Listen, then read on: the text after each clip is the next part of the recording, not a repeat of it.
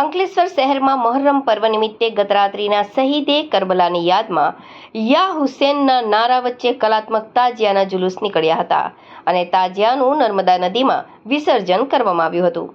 ચુસ્ત પોલીસ બંદોબસ્ત વચ્ચે શાંતિપૂર્ણ રીતે તાજિયા જુલુસ મોડી રાત્રે સંપન્ન કરાયા હતા.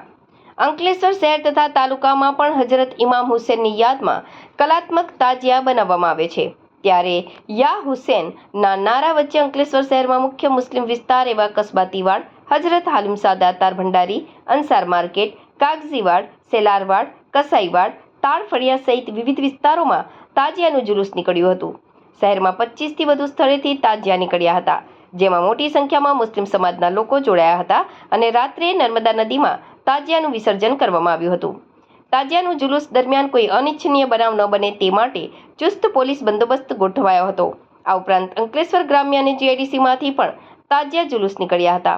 અંકલેશ્વર અંસાર માર્કેટના ચાંદીના તાજિયા જુલુસે આકર્ષણ જમાવ્યું હતું, તો ચાલુ વર્ષે સર્વોદયનગરના 30 ફૂટ ઊંચા લાકડાના કલાત્મક તાજિયાએ ભારે આકર્ષણ જમાવ્યું હતું.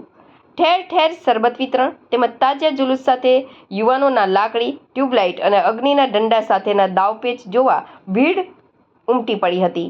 શાંતિપૂર્ણ રીતે તાજિયા સંપન્ન થતા પોલીસ અને તંત્રએ હાશકારો અનુભવ્યો હતો.